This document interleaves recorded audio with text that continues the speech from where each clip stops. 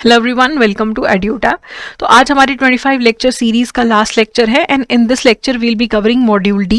Previous सारे lectures भी YouTube पे प्लेलिस्ट में अवेलेबल हैं। ऐसी सेम सीरीज AFM के लिए भी अवेलेबल है एंड IE एंड IFS के लिए भी अवेलेबल है। तो आप सारी वीडियोस जो हैं जाके यूट्यूब पे देख सकते हैं एंड अगर आपको वीडियोस यूजफुल लगे तो please go ahead and subscribe to the channel. So let's start with the module D. सबसे पहले बात करते हैं वैल्यूज की। वैल्यूज क्या है? ये हमारे खुद के इंटरनलाइज्ड स्टैंडर्ड्स और प्रिंसिपल्स हैं। आप जिन चीजों को लाइफ में वैल्यू करते हैं वो आपका वैल्यू सिस्टम बनाते हैं। हो सकता है कि किसी के लिए फैमिली सबसे ज्यादा इंपॉर्टेंट चीज हो, सबसे ज्यादा वैल्यू वो फैमिली को देता है। किसी पर्सन के लिए अपना जो पर्सनल फ्रीडम है वो सबसे ज्यादा वैल्यूएबल है। तो हर पर्सन की जो वैल्यूज होती हैं, मेरा जो पर्सनल वैल्यू सिस्टम है वो आपके वैल्यू सिस्टम से डिफरेंट है, क्योंकि हमारा जो वैल्यूज है वो डिफरेंट है। हमारी सोसाइटी, हमारे आसपास, हमारी फैमिली, हमारा रिलीजन, हमारा कल्चर, ये हमारी वैल्यूज को अफेक्ट करता है। आपके लिए कुछ चीजें अलग वैल्यूएबल हैं लाइफ में, मेरे लिए अलग वैल्यूएबल है। हो सकता है आपके लिए डिसिप्लिन जो है वो बहुत इंपॉर्टेंट चीज है लाइफ में, आप उसे वैल्यू करते हैं, है ना। और हो सकता है कि मैं क्रिएटिविटी को ज्यादा वैल्यू दूं लाइफ में। तो हर एक पर्सन का वैल्यू सिस्टम डिफरेंट होता है। तो एक तो होती है टर्मिनल वैल्यूज, एक होती है इंस्ट्रूमेंट वैल्यूज। इंस्ट्रूमेंटल वैल्यूज जो होती हैं आपकी लाइफ की कोर वैल्यूज हैं, परमानेंट आपके नेचर में होती हैं। जो इंस्ट्रूमेंटल वैल्यूज हैं जिन्हें यूज करके आप कोई टर्मिनल वैल्यू अचीव करते हो लाइफ में। आपका जो अल्टीमेट गोल है लाइफ में कि मैं सबसे ज्यादा इंपॉर्टेंस इस चीज को देता हूं, ये हो मेरी लाइफ में, वो आपकी इंस्ट्रूमेंटल वैल्यू, वो आपकी टर्मिनल वैल्यू है। और टर्मिनल वैल्यू अचीव करने के लिए आप इंस्ट्रूमेंटल वैल्यूज को यूज करते हैं। ये टूल्स हैं for acquiring a terminal value. ठीक है, मान लीजिए अगर आप एक अच्छे ऑरेटर बनना चाहते हैं कि आप बात करें तो सब लोग सुने, ये आपका अल्टीमेट गोल है लाइफ में। इसको अचीव करने के लिए आपको लाइफ में कुछ इंस्ट्रूमेंटल वैल्यूज चाहिए होंगी, जैसे कि डिसिप्लिन। ओके, उसके बाद आपको चाहिए होगा प्रैक्टिस, कंसिस्टेंसी। तो ये सब क्या है? आपकी इंस्ट्रूमेंटल वैल्यूज हैं जो आपको एक ultimate goal of your life है, टर्मिनल वैल्यू है, उसे अचीव करने में हेल्प करेगा। ठीक है, वैल्यूज जो होते हैं हमारे लॉन्ग लास्टिंग बिलीव्स होते हैं about what is important to someone. ये आप चूज करते हो कि हमारे एक्शन और कंडक्ट में हम इन चीजों को वैल्यू देंगे। आपको एक डायरेक्शन प्रोवाइड करता है कि आप गलत या सही में डिसाइड कर सकें। आपको लगता है कि एक आपके घर में आपकी अगर मदर की तबीयत खराब है, तो आप अगर फैमिली को वैल्यू ज्यादा देते हो तो आप सब कुछ छोड़ के, सबसे इंपॉर्टेंट काम छोड़ के भी अपनी फैमिली का ख्याल रखेंगे। ठीक है, हो सकता है आपके लिए फ्रीडम ज्यादा इंपॉर्टेंट हो, अपना पर्सनल, कि आप नहीं मदर का ख्याल रखने के लिए तो घर में और लोग हैं, मैं कहीं बाहर जाना चाहता हूं, मेरे लिए वो ज्यादा इंपॉर्टेंट है। ठीक है, किसी के लिए लॉयल्टी इंपॉर्टेंट है, किसी के लिए ऑनेस्टी इंपॉर्टेंट है सबसे ज्यादा, किसी के लिए सबसे ज्यादा इंपॉर्टेंस है काइंड रहना सबके साथ। तो आप में आप जो कंडक्ट कर रहे हैं क्या सही है क्या गलत है आपके लिए, वो आपकी वैल्यू सिस्टम डिफाइन करता है। जिस चीज को ज्यादा वैल्यू करते हो आप फिर उसी के अकॉर्डिंग ही अपना कंडक्ट रखते हो। ठीक है, वैल्यूज आपके लिए क्या इंपॉर्टेंट है। फिर आता है मोरालिटी। मोरालिटी आपको सही और गलत समझने में मदद करता है अपने पर्सनल लेवल पे। मेरी मोरालिटी आपकी मोरालिटी से डिफरेंट हो सकती है, क्योंकि मॉरल्स भी पर्सनल होते हैं। ठीक है, मॉरल्स कई बार कंटेक्स्ट स्पेसिफिक भी होते हैं। हो सकता है आपको लगे कि ठीक है, अगर कोई इंसान गरीब है, उसने थोड़ा बहुत अपने काम में घपला कर भी लिया बिकॉज उसके घर में कोई बीमार है, तो वो सही है। आपको कॉन्टेक्स्ट में कहीं पे घपला करना सही लग रहा है, लेकिन हो सकता है दूसरे ही कॉन्टेक्स्ट में जब एक बड़ा ऑफिसर कोई ब्राइबरी करता है, घोटाला करता है, आपको वो गलत लग रहा है। दोनों में घोटाला हो रहा है, चोरी हो रही है, लेकिन मॉरल्स कई बार कंटेस्ट स्पेसिफिक होते हैं कि हाँ वैसे तो झूठ बोलना गलत है, लेकिन इन सिचुएशंस में अगर किसी की जान बचाती है आपके झूठ बोलने से तो झूठ बोलना सही है। आपके बिहेवियर में क्या गलत है क्या सही है वो आपको मोरालिटी समझने में हेल्प करता है। ये हमारी पर्सनल अंडरस्टैंडिंग के हिसाब से मोरालिटी डेवलप होती है, लेकिन पीयर प्रेशर, हमारे आसपास के लोग जो हैं वो भी हमारी मॉरल वैल्यूज को बहुत ज्यादा इफेक्ट करते हैं। ठीक है, हो सकता है कि आप इनिशियली कुछ और चीजों को गलत या सही मानते थे, लेकिन over the period of time आपकी अंडरस्टैंडिंग डेवलप हो गई है।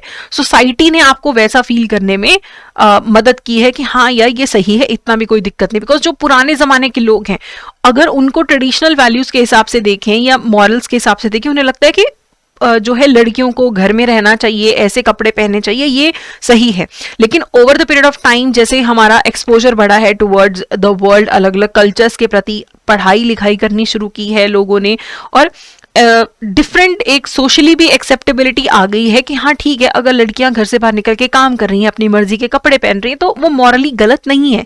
तो over the period of time जो है मॉरल्स कई बार चेंज होते हैं, एंड आपकी जो सोसाइटी है वो आप पे, आपके जो आसपास के लोग हैं वो आपको डिसाइड करने में हेल्प करते हैं कि क्या आपके लिए मॉरली सही है, क्या आपके लिए गलत है। लेकिन मेजरली मॉरल्स जो है वो आपके पर्सनल लेवल पर, कि मुझे गलत लग रहा है, तुम्हें सही लग रहा है, वो तुम्हारा मॉरल सिस्टम है, ठीक है। उसके बाद एक टर्म आता है एथिक्स का। Ethics set of guiding principles होते हैं जो आपको सही गलत बताते हैं सोसाइटी के पर्सपेक्टिव से। मॉरल्स तो आपके पर्सनल हैं, लेकिन जो एथिक्स होते हैं ये आपको सोशल पर्सपेक्टिव से बताते हैं क्या गलत है क्या सही है। और एथिक्स में काफी बार प्रोफेशनल लीगल गाइडलाइंस इन्वॉल्व होती हैं, लॉ का बैकिंग होता है, गाइडलाइंस का बैकिंग होता है, ये डिसाइड करने में क्या सही और गलत है, ठीक है। तो मान लीजिए कि एक सिचुएशन है ऐसी कि एक डॉक्टर है, ओके, और डॉक्टर के पास एक पेशेंट आया और उस पेशेंट बीमार है, उसका इलाज करना है। लेकिन डॉक्टर के जो प्रोफेशनल गाइडलाइंस हैं वो क्या बोलते हैं कि पहले जो है इससे फॉर्म वगैरह भरवाओ और सारी फॉर्मेलिटीज कराओ, फिर इलाज करना। एथिकल गाइडलाइंस तो यही है कि सारे रूल्स फॉलो करना। लेकिन डॉक्टर क्या करता है कि वो देखते हैं नहीं बीमार है, मैं इलाज कर देता हूँ, बाकी सब बाद में देखा जाएगा। तो डॉक्टर को लगता है कि ये मॉरली गलत होगा कि मैं उसको परेशानी में रखूं। डॉक्टर को लगता है कि ये मॉरली गलत होगा कि अगर मैं इस इंसान को परेशानी में रखूं, तो इसीलिए वो क्या करेगा, वो उसका पहले ही इलाज कर देगा। तो वो मॉरल्स को फॉलो कर रहा है, एथिक्स को फॉलो नहीं कर रहा है, ठीक है। अब वैल्यूज, मॉरल्स, ये सब आपस में काफी रिलेटेड हैं, एथिक्स आपस में काफी रिलेटेड हैं। तो वैल्यूज जो हैं वो बेसिक बिल्डिंग ब्लॉक्स हैं जिनकी मदद से एथिक्स और मॉरल्स क्रिएट होते हैं। कुछ लोग किन किन चीजों को वैल्यू करते हैं, उससे फिर मॉरल्स पे इफेक्ट पड़ता है, उससे फिर अल्टीमेटली एथिक्स पे भी इफेक्ट पड़ता है, ठीक है। जिन वैल्यूज को सोशल अप्रूवल मिल जाता है ना, वो फिर एथिक्स और मॉरल्स की कैटेगरी में आ जाते हैं, ओके। चलिए अब बात करते हैं नॉर्म्स की। नॉर्म्स का होता है expectation of proper behaviour. Requirement नहीं है, एक्सपेक्टेशन है कि हमारे यहाँ तो यही चलता है, हमारे यहाँ तो लड़कियां ऐसे रहती हैं, हमारे यहाँ तो लड़के ऐसे रहते हैं, लड़के घर का काम नहीं करते। नॉर्म है ये कि प्रॉपरली अगर आप ऐसे सीधे बैठ रहे हो और अपने घर वालों के सामने शांत रह रहे हो, तो ये एक्सपेक्टेड है आपसे कि प्रॉपर बिहेवियर ये है। ऐसा नहीं कि कहीं लिखा हुआ है कि ऐसे ही करना है, लेकिन रिक्वायरमेंट नहीं है कहीं, लेकिन एक्सपेक्टेशन है कि यही प्रॉपर बिहेवियर है, ठीक है। ये हमारे यूजुअल टिपिकल स्टैंडर्ड्स हैं, ये एक्सपेक्टेड है कि आप ऐसे बिहेव करोगे, हमारे तो ये चलन है ऐसे करने का, तो वो है नॉर्म्स, ठीक है। तो सोसाइटी में कंट्रोल रखना, सोसाइटी में हार्मनी लाने के लिए नॉर्म्स जो है वो यूज किए जाते हैं, ठीक है। कि अगर हमें लगता है कि एक तरीका है ऐसे बिहेव करने का कि जब आप बड़े हैं तो आपको बिल्कुल उनके सामने बात नहीं करनी है, ठीक है, हाँ जी करके रिप्लाई करना है, तो ये कहीं स्टैंडर्ड नहीं है, रिक्वायरमेंट नहीं है बिहेवियर का, लेकिन ये एक्सपेक्ट किया जाता है, उन्हें बोला जाता है नॉर्म्स। ये नॉर्म्स है यहाँ की। उसके बाद है बिलीव्स। बिलीव्स होता है जो हमें लगता है सच है। अगर मुझे लगता है भगवान है, वो मेरा बिलीफ सिस्टम है। अगर आपको लगता है भगवान नहीं है, तो वो आपका बिलीफ सिस्टम है। तो बिलीफ सिस्टम्स क्या होते हैं, which you consider to be true. मुझे लगता है, मेरा बिलीफ कैसे बनेगा, मेरे किसी पर्सनल एक्सपीरियंस से कि मैं बहुत बुरे कंडीशन में थी लेकिन मैंने पूजा करी तो उसके बाद सब कुछ सही हो गया, तो मेरा बिलीफ बन गया मेरे पर्सनल एक्सपीरियंस से कि देखो पूजा करी और मेरा लाइफ में सब कुछ सही हो गया। तो हमारे इमोशंस, हमारी फैमिली, उन सब से हमारे बिलीफ सिस्टम पे बहुत फर्क पड़ता है। अगर मेरी फैमिली पूजा करती है तो उनको देखते हुए मैं बड़ी हुई हूँ कि हमारे घर में अगर शिव की पूजा हो रही है तो मैंने भी वही देखा और फिर मैंने भी पूजा करनी स्टार्ट कर दी, और मेरा बिलीफ बन गया कि अगर हम शिव जी की पूजा करेंगे तो हमारी लाइफ में सब कुछ अच्छा रहेगा। तो ये मेरा पर्सनल एक्सपीरियंस है, मेरी इमोशनल अटैचमेंट है इससे, ये मैं मानती हूं कि सही है, ठीक है, हो सकता है लाइफ में कुछ हुआ हो ऐसा जिसने मुझे वो विश्वास करने पे मजबूर कर दिया हो। ओके, हो सकता है सिर्फ फेथ है, मुझे फेथ है, मुझे बिलीफ है। ठीक है, तो ये हमारे बिलीफ्स होते हैं, some thought consider to be true by a person. उसके बाद मोरालिटी तो हमने देख ही लिया कि इंडिविजुअल के गाइडिंग प्रिंसिपल्स हैं कि क्या गलत है क्या सही है। जब भी हमें कुछ मॉरली गलत या सही लगता है, हमारा एक इंटरनलाइज ऑटोमेटिक रिस्पॉन्स है कि यार ये तो गलत है, ये तो सही है, क्योंकि हमने इंटरनलाइज कर लिया है शुरू से कि ये सही है ये गलत है। तो फैमिली से आता है, फ्रेंड से आता है, सोशल इन्फ्लुएंसेस से आता है, लेकिन मॉरल्स पर्सनल होते हैं और ये कल्चर टू कल्चर वेरी करते हैं। कुछ एरियाज में कुछ चीजें मॉरली सही हैं, कहीं पे गलत है। अगर आप कुछ कंट्रीज में देखें, वहां पे माना जाता है कि 25 से पहले पहले लड़के लड़कियों की शादी हो जानी चाहिए। ठीक है, किसी कल्चर में कुछ माना जाता है, किसी कल्चर में जो है माना जाता है कि डिवोर्स लेना कोई बहुत बड़ी बात नहीं है, कुछ गलत नहीं है। हमारे कल्चर में माना जाता है कि डिवोर्स लेना इतनी अच्छी चीज नहीं है। एक बार अगर आपकी शादी होगी तो फिर you have to live together your whole life, आपको एडजस्टमेंट्स करनी है। ओके, अगर कोई वाइफ अपने हस्बैंड के साथ सही से नहीं रह रही है और वो उसको छोड़ के चली जाती है, तो हमारी पूरी सोसाइटी ऐसे हौ करती है कि अरे ये तो गलत है, ये तो गलत है, ये तो बिल्कुल इमोरल लोग हैं आजकल की, इन्हें अपने फ्रीडम की पड़ी है, फैमिली की नहीं पड़ी है। तो ये कल्चर टू कल्चर जो है ये सब चीजें वेरी करती हैं। तो अब बात करते हैं एथिक्स एंड बिजनेस वैल्यूज की। एथिक्स एक तो हमारे पर्सनल रहते हैं कि हमें पर्सनली राइट और रॉन्ग पता है। दूसरे होते हैं बिजनेस के एथिक्स। ठीक है, बिजनेस एथिक्स ऐसी पॉलिसीज होती हैं जो कंपनीज हैं, एंटिटीज हैं, उनके बिहेवियर को गाइड करती हैं। स्पेशली जहां पे कहीं कंट्रोवर्शियल सब्जेक्ट्स आ जाते हैं, वहां पे कंपनी को कैसे बिहेव करना चाहिए, कैसे डील करना चाहिए, क्या एथिकल है क्या अनएथिकल है, उससे डील करते हैं बिजनेस एथिक्स।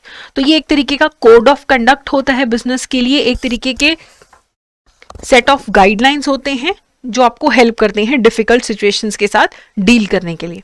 तो पर्सनल एथिक्स भी होते हैं और बिजनेस के भी एथिक्स होते हैं। ठीक है, पर्सनल एथिक्स तो हमारे पर्सनल वैल्यूज और पर्सनल मॉरल्स होते हैं जो हमारी लाइफ को इम्पैक्ट करते हैं। ठीक है, और ये हमारा जो एक अंदर की हमारी आवाज होती है ना, वही हमारा वैल्यूज और मॉरल सिस्टम होता है। हमारे एक अंदर की आवाज जो हमें बताती है कि ये सही है ये गलत है, चाहे बाहर से जितनी मर्जी इन्फ्लुएंस हो, लेकिन जो हमारी अंदर की इंडिविजुअल कॉन्शियस है ये हमें डिसीजन लेने में हेल्प करती है। ठीक है, बिजनेस एथिक्स जो हैं वो हमारे बिजनेस को कैसे बिहेव करना चाहिए, कैसे नहीं करना चाहिए, क्या गलत है बिजनेस के लिए, क्या सही है, उससे डील करता है। ठीक है, चलिए अब कई बार क्या होता है, दो वैल्यूज कई बार कॉन्फ्लिक्ट भी कर जाती हैं। ठीक है, अब मान लो एक सिचुएशन है जिसमें आप भी इन्वॉल्व हैं, आपके पेरेंट्स भी इन्वॉल्व हैं। ठीक है, आपको लगता है कि मुझे रात को ट्रैवल करना चाहिए, आपके लिए अपना फ्रीडम, आपके लिए अपनी क्रिएटिविटी, आपके लिए अपना एडवेंचर इंपॉर्टेंट है, लेकिन आपकी फैमिली को लगता है कि सेफ्टी इंपॉर्टेंट है, ज्यादा रात को ट्रैवल नहीं करते हैं, कई बार सड़क पे दिखता नहीं है, आगे से लाइट्स ज्यादा स्ट्रांग होती हैं, तो आपको नहीं ट्रैवल करना चाहिए। उनके लिए क्या इंपॉर्टेंट है, क्या वैल्यूएबल है, आपकी सेफ्टी, आपके लिए क्या वैल्यूएबल है, आपका एडवेंचर और फ्रीडम। तो दो वैल्यूज जो है कन्फ्लिक्ट हो जाती है। तो जहां पे दो या दो से ज्यादा पार्टीज इन्वॉल्व हैं, एक से ज्यादा पार्टी इन्वॉल्व है किसी सिचुएशन में, वहां पे वैल्यू कॉन्फ्लिक्ट हो सकता है। अगर एक पेरेंट्स हैं वो अपने टीनेजर को बोल रहे हैं कि तुमने रात को पार्टी में नहीं जाना, टीनेजर बोल रहा है मुझे रात को पार्टी में जाना है, टीनेजर फ्रीडम को वैल्यू दे रहा है, पेरेंट्स फ्रीडम की जगह सेफ्टी को वैल्यू कर रहे हैं।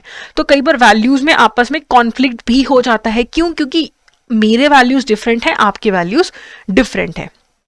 ऐसे ही पर्सनल और बिजनेस एथिक्स में भी कॉन्फ्लिक्ट हो जाता है। ठीक है, हो सकता है कि मैं जिस चीज को सही मानती हूं, मेरा जो ऑर्गेनाइजेशन है उसके एथिक्स उसे गलत मानते हैं।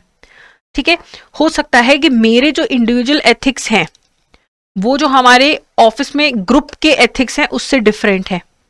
कईयों को लगता है कि ठीक है 1 घंटे की ब्रेक की जगह अगर 1.5 घंटे की भी ब्रेक ले ली, दिन भर काम करते हैं, कोई गलत बात नहीं है। मुझे लगता है कि नहीं, अगर हमें 1 घंटे की लंच ब्रेक मिली है, हमें 1 घंटा ही लंच करना चाहिए ना।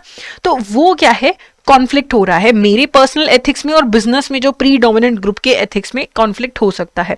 कई बार क्या होता है कि जो हमारा बॉस है वो क्या है, सिंगल सबसे पावरफुल पर्सन होता है एक ऑर्गेनाइजेशन में। आप बैंक में काम करते हैं, जो आपका हेड होगा वो सबसे पावरफुल पर्सन है, तो उसको जो सही गलत लग रहा है वही कई बार बिजनेस के एथिक्स बन जाते हैं। आपके बैंक के लिए एथिकल क्या है, जो आपके बॉस को सही लग रहा है, लेकिन आपको कई बार वो चीजें गलत लगती हैं।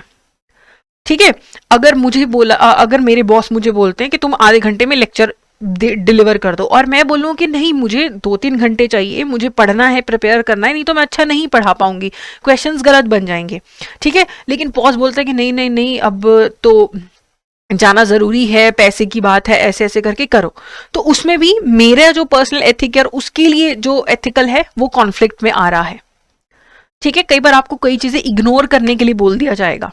अगर आपका एक कॉलीग किसी दूसरे कॉलीग से बदतमीजी से बात करता है, आपको लगता है कि उसे पनिशमेंट मिलनी चाहिए, लेकिन उसे इग्नोर कर दिया जा रहा है, वहां पे भी मेरा जो पर्सनली मुझे एथिकल लग रहा है, जो बिजनेस के एथिक्स हैं, उनमें कई बार कॉन्फ्लिक्ट हो सकता है।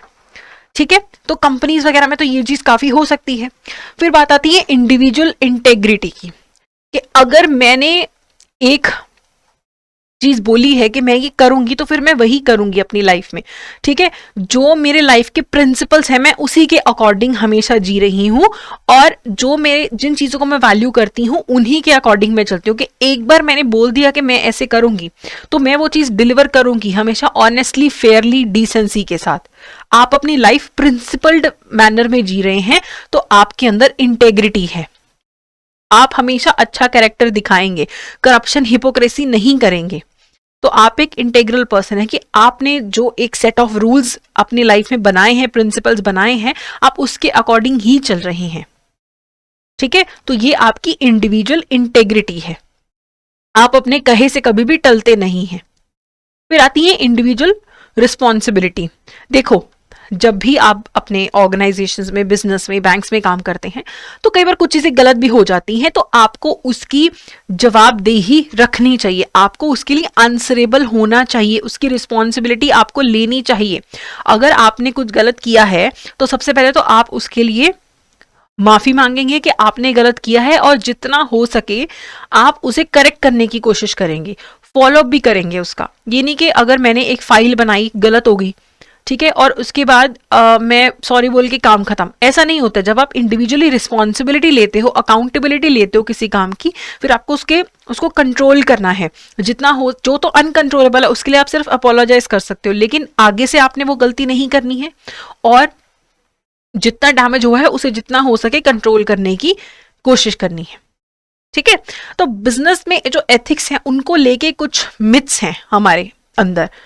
सबसे पहले हमें लगता है कि अगर ऑर्गेनाइजेशन में एथिक्स होंगे ना तो लोगों का बिहेवियर मॉडिफाई हो जाएगा, वो जैसे पहले थे वैसे नहीं रहेंगे, कुछ और ही बन जाएंगे। तो ऐसा नहीं होता है। बिजनेस में जो एथिक्स हैं वो आपको सही तरीके से मॉरली प्रिंसिपल बेसिस पे डिसीजन लेने में हेल्प करती हैं। ऐसा नहीं है कि लोग बिल्कुल बदल के कुछ नए निकल आते हैं, ऐसा नहीं होता है, ये एक मिथ है। ठीक है, और एक हमें लगता है कि एथिक में सिखाने वाली क्या बात है, हमें तो पता ही है क्या गलत है क्या सही है, इसमें सिखाओगे क्या, क्या ट्रेनिंग दोगे एथिक्स की। अगर आप बैंक में काम कर रहे हो, अगर लोग सोचें कि बैंक वालों को पता तो है क्या गलत है क्या सही है, बचपन में माँ बाप सिखाते हैं तो है कि झूठ बोलना गलत है, लेकिन कई बार ना ऐसी सिचुएशंस आ जाती हैं जो आपस में कॉन्फ्लिक्टिंग है। आपको लगता है कि वो सही है, या आपको लगता है कि नहीं दूसरी चीज भी सही है, लेकिन आप डिसाइड नहीं कर पाते, तो इसमें ट्रेनिंग काम करती है आपके लिए। ठीक है, अगर मान लो एक पर्सन है, एक उसके पास एक रेप विक्टिम लड़की आती है, ठीक है, तो उसमें रेप विक्टिम लड़की को पता लगता है कि वो प्रेग्नेंट है। अब उसके पास क्या ऑप्शन है कि या तो वो एबॉर्शन करवा दे, दूसरा कि वो बच्चे को रख ले। ठीक है, तो इसमें अगर हम लड़की के पर्सपेक्टिव से सोचे कि एक रेप विक्टिम उस बच्चे को नहीं रखना चाहिए, वो अबॉर्ट करवाना चाहती है। ठीक है, दूसरा पर्सपेक्टिव क्या है कि बच्चे के भी कुछ राइट्स हैं, फीटस के, कि अब बच्चा एक तरीके से जो है अगर पेट में है तो उसके भी कुछ राइट्स हैं, तो बच्चे को जीने का मौका मिलना चाहिए। आप अगर जबरदस्ती करते हैं लड़की के से नहीं बच्चा पैदा करो, हो सकता है वो पैदा होते किसी ऐसे पर्सन को दे दे कि बस मेरा तो पीछा छूटे, मुझे नहीं लेना देना कहाँ बच्चा कैसे रहता है। तो ये सिचुएशन कैसी, आप डिसाइड नहीं कर पा रहे हो, लेकिन अगर आपका एथिकल ट्रेनिंग है तब फिर आप समझ पाओगे कि हाँ मुझे किस तरीके से डिसीजन लेना है, आपको उसमें हेल्प मिलेगी। तो ऐसा नहीं है कि एथिक्स की ट्रेनिंग नहीं हो सकती है, या आप लोगों को समझा नहीं सकते, एथिक्स डेवलप करने में हेल्प नहीं कर सकते। ठीक है, और ये मानना कि बिजनेस एथिक्स का रूटीन एक्टिविटी से कोई लेना देना नहीं है, ये तो बड़े बड़े डिसीजन में एथिक्स काम आते हैं। रोज के हमारे जो बिजनेस के काम है उनमें एथिक्स काम नहीं आते, लेकिन ऐसा नहीं है, आपका हर एक काम, आप ऑफिस में कैसे बिहेव करते हैं, सब कुछ पे बिजनेस एथिक्स का इम्पैक्ट है। आप अपने काम को लेके कितने निष्ठावान हैं वो भी बिजनेस एथिक्स का पार्ट है। तो काम तो आप हर रोज कर रहे हैं, तो बिजनेस एथिक्स आपकी रूटीन एक्टिविटीज को भी इंपैक्ट करता है। आप अपने सहकर्मियों के साथ किस तरीके से बात कर रहे हैं, आप किसी की कैसे हेल्प कर रहे हैं जब उनको जरूरत है, तो ये सब रूटीन एक्टिविटीज हैं और इन बिजनेस एथिक्स का इन पे इम्पैक्ट पड़ता है।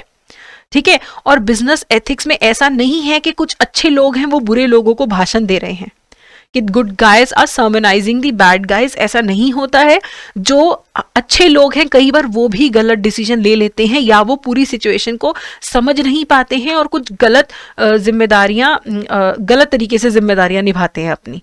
और कई बार क्या होता है, जिन्हें हम बुरा मानते हैं कि नहीं ये काम अच्छे से नहीं करता है, ये काम बुरे तरीके से करता है, ये ऑनेस्ट नहीं है, कई बार वो भी अच्छे डिसीजन ले पाते हैं। तो इट्स नॉट ऑलवेज कि बिजनेस एथिक्स में good guys are always doing the right decisions, अच्छे लोग भी बुरे डिसीजन ले सकते हैं।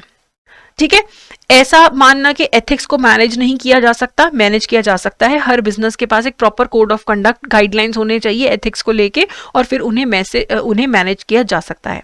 और बिजनेस एथिक्स और corporate social responsibility different concepts हैं, they are not the same. Corporate social responsibility में क्या है कि अगर एज एन ऑर्गेनाइजेशन आप रिसोर्सेज यूज कर रहे हो, तो वो अल्टीमेटली किसके रिसोर्सेज हैं, वो सोसाइटी के रिसोर्सेज हैं। तो आपको भी एज एन कॉर्पोरेट अपनी सोसाइटी के प्रति जिम्मेदारी को निभाना है। इसलिए तो इंडिया में कॉर्पोरेट सोशल रिस्पॉन्सिबिलिटी के लिए रूल है कि सारी ऑर्गेनाइजेशंस को जो हमारा 3 साल का एवरेज नेट प्रॉफिट है उसका 2% जो है ऐसी एक्टिविटीज में लगाना है सोसाइटी के भले के लिए। वो डिफरेंट चीज है। बिजनेस एथिक्स जो है वो डिफरेंट चीज है, वो set of guidelines and principles हैं। अब बिजनेस एथिक्स में किन किन चीजों का ध्यान रखना है, डिग्निफाइड तरीका से काम करना है, सबको इक्वली ट्रीट करना है, सबको फेयरली ट्रीट करना है, ऑनेस्टली काम करना है। आप ऐसा नहीं हो सकता कि कोई लड़की है तो उसको आप ज्यादा प्रेफरेंस दो काम में, या उसे को कि ठीक है लड़की है तुम 5 बजे चले जाओ, आप मेल एम्प्लॉय को बोलो कि नहीं तुम तो 8 बजे तक यहीं बैठे रहो। तो ऐसे फेयरली सबको ट्रीट करना है, ठीक है किसी का जेन्युइन सिचुएशन है that is a different thing, लेकिन आपको सबको इक्वली ऑनेस्टली ट्रीट करना है, ओपननेस रखनी है ऑर्गेनाइजेशन में, छुपानी नहीं है चीजों को। ठीक है, प्रूडेंस दिखानी है डिसीजन मेकिंग लेते हुए कि किस सिचुएशन में कैसा आपको डिसीजन लेना है। प्रूडेंस विद एक्सपीरियंस डेवलप होती है कि बेस्ट क्या है बिजनेस के लिए।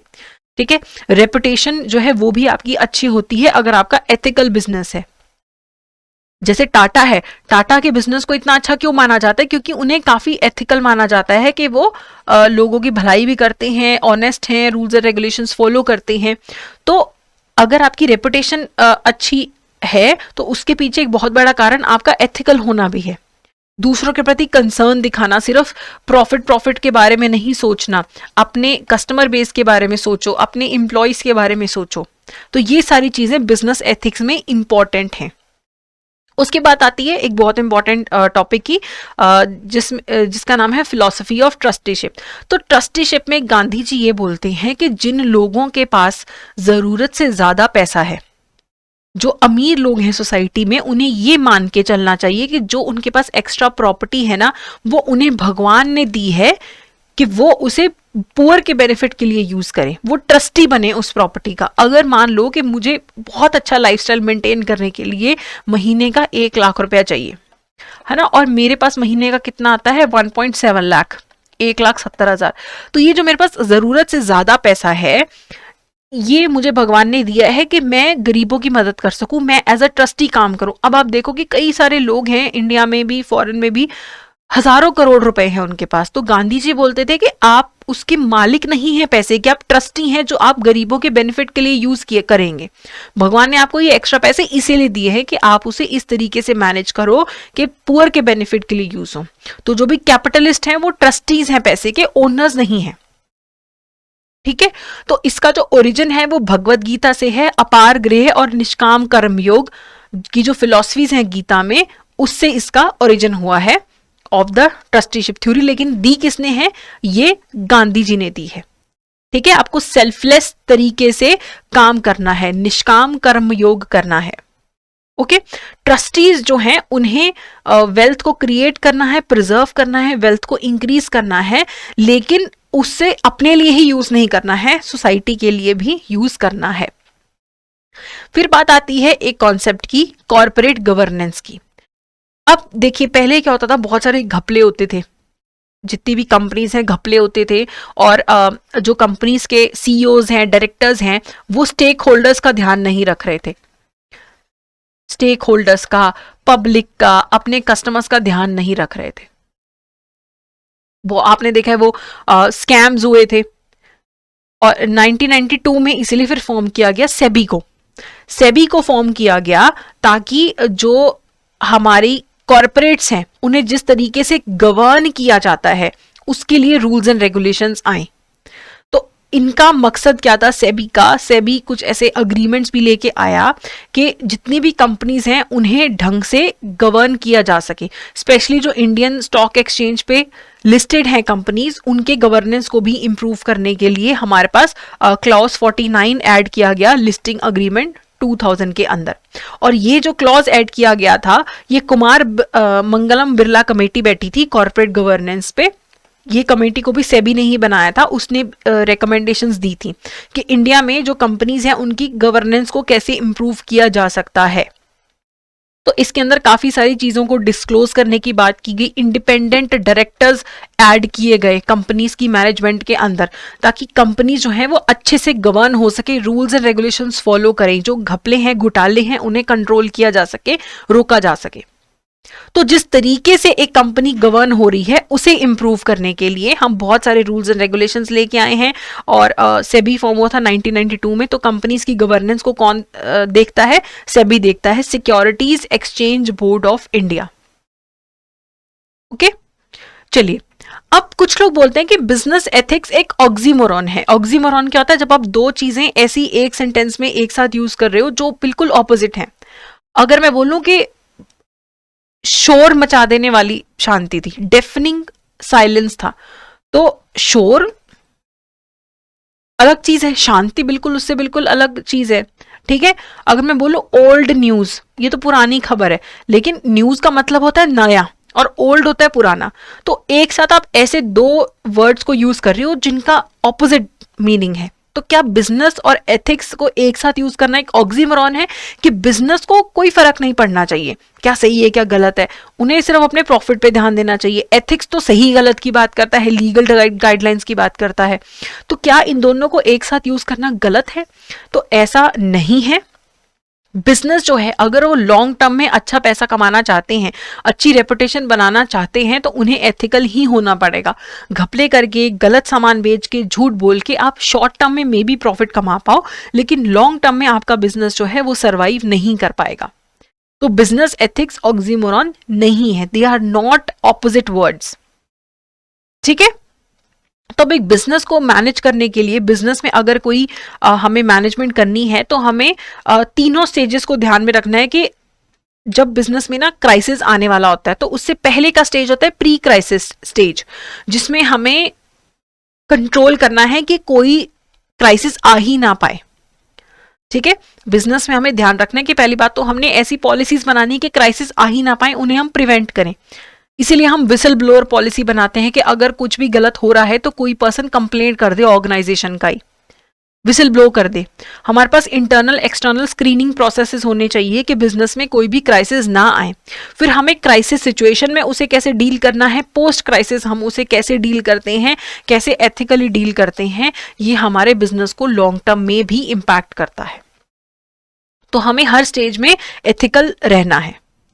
ओके, फिर बात करते हैं एथिकल फाउंडेशन ऑफ बैंकिंग की। अब बैंक जो है ना वो बिल्कुल ट्रस्ट पे चलते हैं, वर्किंग सब कुछ अपनी जगह है, लेकिन अगर कोई इंसान आपको अपना हार्ड अर्नड मनी दे रहा है, अपना कमाया हुआ पैसा दे रहा है आपके पास रखने के लिए, इसका मतलब बहुत ज्यादा ट्रस्ट होना चाहिए। अभी भी आपने देखा है कि अभी भी पब्लिक सेक्टर के बैंक्स पे ज्यादा ट्रस्ट है लोगों को rather than private sector banks. Private sector banks पे कम क्यों ट्रस्ट है? उन्हें लगता है कि सरकार तो बचा ही लेगी हमारा पैसा।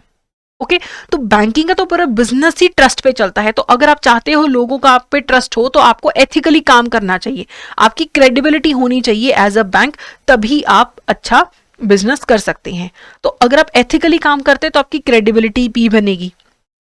तो बैंक्स में भी एथिक्स एप्लीकेबल है क्योंकि ट्रस्ट ही एक मेन चीज है, उसी के अराउंड आपका पूरा बिजनेस काम करता है। आप एथिकली काम करेंगे तो आपकी अच्छी रेपुटेशन बनेगी, अच्छी गुडविल बनेगी और रिस्क अवॉइड करेंगे। अगर आपका स्टाफ एथिकल है सही और गलत समझता है, सही डिसीजन लेता है, तो आपको गलत होने के रिस्क भी आपके कम होंगे। अलग अलग सिचुएशन है, डिलेमा है, क्या सही है क्या गलत है, उसमें डील करने में आपको एथिक्स हेल्प करेंगे। इसीलिए बैंकिंग में भी एथिक्स इंपॉर्टेंट है। ठीक है, तो एथिकल बैंकिंग के लिए पहली बात तो ट्रस्ट होना चाहिए बिजनेस के अंदर लोगों का। तो आपको ऐसे ही काम करना है कि आप पे लोग ट्रस्ट करें। आपकी इंटेग्रिटी होनी चाहिए। इंटेग्रिटी मतलब एक वो सलमान खान का डायलॉग नहीं है कि एक बार जो मैंने कमिटमेंट कर दी तो फिर मैं किसी की नहीं सुनता। तो वो क्या दिखा रहा है, वो इंटेग्रिटी दिखा रहा है कि एक बार मैंने अगर आपको कुछ वादा किया है तो मैं निभाऊंगा। बैंक्स अगर आपको प्रॉमिस कर रहे हैं कि हम ये रूल्स गाइडलाइंस फॉलो करते हैं, ऐसे आपके पैसे को ऐसे रखा जाएगा, तो इंटेग्रिटी होगी तो ही लोग आप पे ट्रस्ट करेंगे। एथिकल बैंकिंग में आपको न्यूट्रलिटी भी रखनी है। ठीक है, सबको इक्वली आपको ट्रीट करना है, किसी को ज्यादा फेवर नहीं करना, कम नहीं करना है। रिलायबल होना चाहिए बैंक, और उनकी वर्किंग में ट्रांसपेरेंसी होनी चाहिए।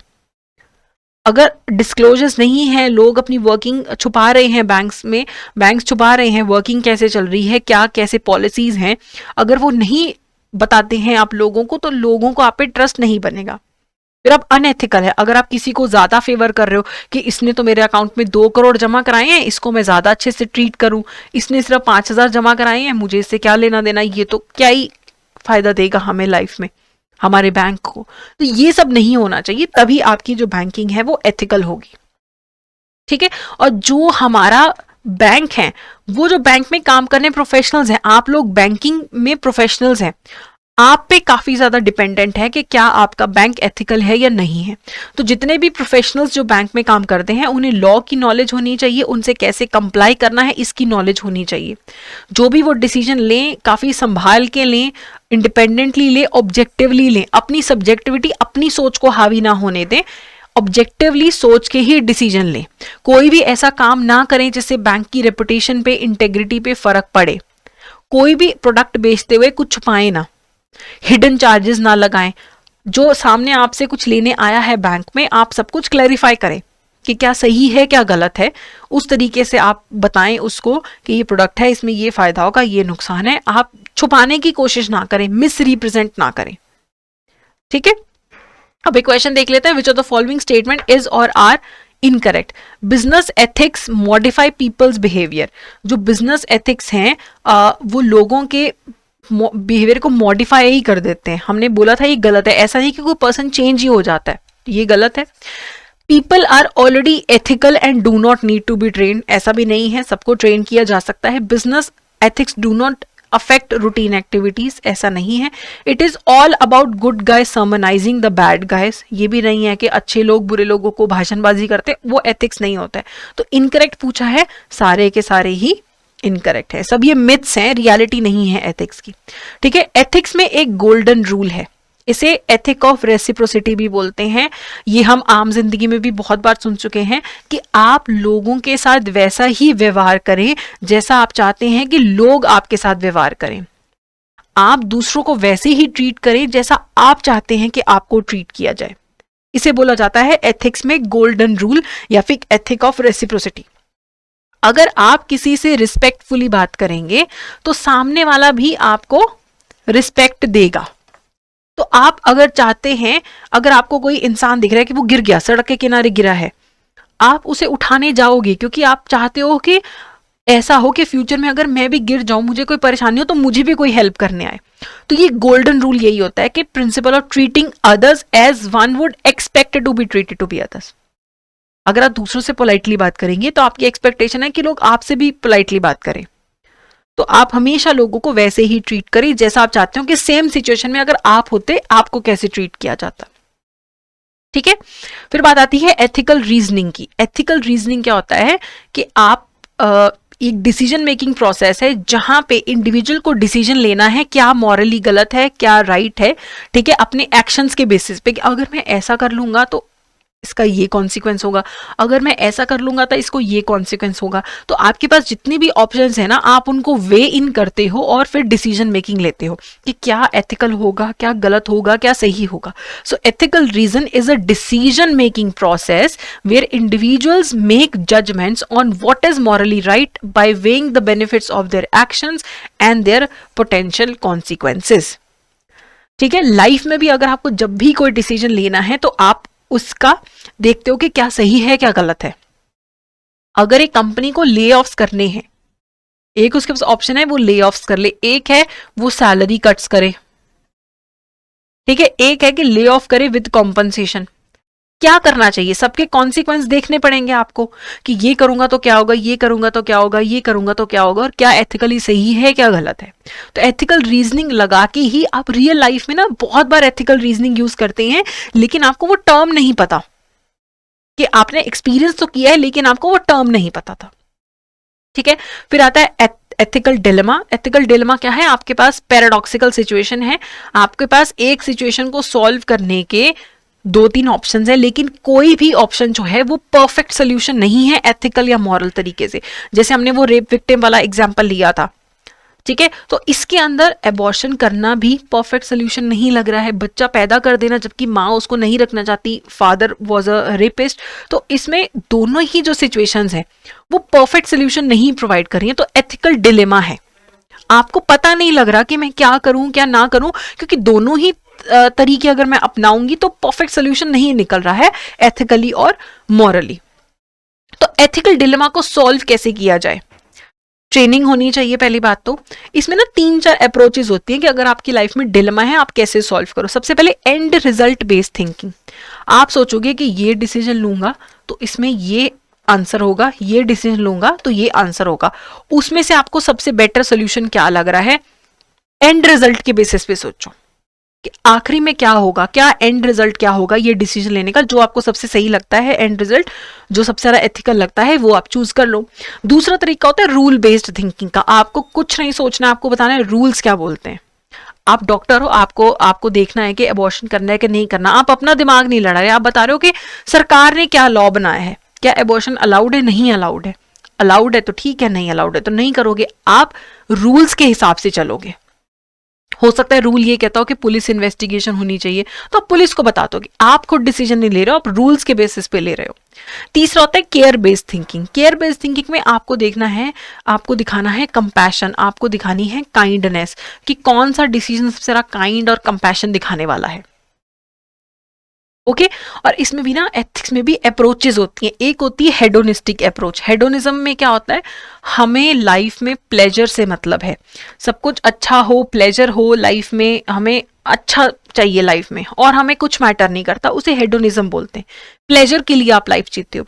इसमें भी 2 अप्रोचेस है, एक तो होता है शॉर्ट टर्म प्लेजर, एक होता है लॉन्ग टर्म प्लेजर। कुछ मानते हैं कि हेडोनिज्म शॉर्ट टर्म प्लेजर की बात करता है कि पढ़ाई वढ़ाई नहीं करनी है, आज मौसम अच्छा है चलो बाहर घूमने चलते हैं, जैब का पेपर तो निकलता रहेगा, ठीक है, आज बाहर खाने का मन है, पढ़ाई लेक्चर छोड़ते हैं, बाहर खाने पीने चलते हैं, कि आपको प्लेजर से मतलब है। एक होता है लॉन्ग टर्म, हेडोनिज्म में लॉन्ग टर्म का अप्रोच है कि अभी अगर मैं पढ़ाई कर लूंगा तो मुझे लॉन्ग टर्म में फायदा है, मेरी सैलरी बढ़ेगी, मेरा जो औहदा है वो बढ़ेगा। तो प्लेजर तो आप ढूंढ रहे हो लेकिन लॉन्ग टर्म में। तो हेडोनिज्म प्लेजर की बात करता है। एक चीज होती है यूटिलिटेरियनिज्म। यूटिलिटेरियनिज्म किस चीज की बात करता है कि आप वो डिसीजन लो जिससे सबसे ज्यादा लोगों को बेनिफिट हो। ये एंड रिजल्ट बेस्ड थिंकिंग में काम आता है। मान लो कि एक सड़क बननी है, ठीक है, और ये सड़क यहां से हाईवे निकलना है और यहां पे किसी का घर है, तो अब आप अगर आप इस पर्सन के पर्सपेक्टिव से सोचो तो आप सोचोगे बेचारे का इतनी मेहनत से बना घर है, ये टूट जाएगा, है ना, चाहे कंपनसेशन मिलेगी लेकिन घर तो घर होता है। दूसरा आप सोच रहे हो कि अगर ये सड़क बन जाएगी तो कितने लाखों लोगों को फायदा मिलेगा, कितने लाखों लोग इस सड़क से निकलेंगे, बाईपास बन जाएगा, कितना फायदा हो जाएगा। तो यूटिलिटेरियनिज्म सोचता है कि वो चीज सही है जिससे मैक्सिमम लोगों को बेनिफिट होता है। तो यूटिलिटेरियनिज्म वाला बंदा क्या बोलेगा कि हाईवे बना दो, क्योंकि एक बंदे के नुकसान से लाखों लोगों को फायदा हो रहा है, वो डिसीजन लेना चाहिए। तो एंड रिजल्ट बेस्ड थिंकिंग कर रहा है वो, ठीक है। लिबरलिज्म जो है वो जस्टिस की बात करता है, इक्वालिटी की बात करता है, राइट्स, इक्वल राइट्स की बात करता है, वो फिर वो लिबरलिज्म की बात होती है, ठीक है। इंडिविजुअल राइट्स के बारे में आप सोचते हो। अब बात करते हैं एथिकल डायमेंशंस एम्प्लॉइज के लिए।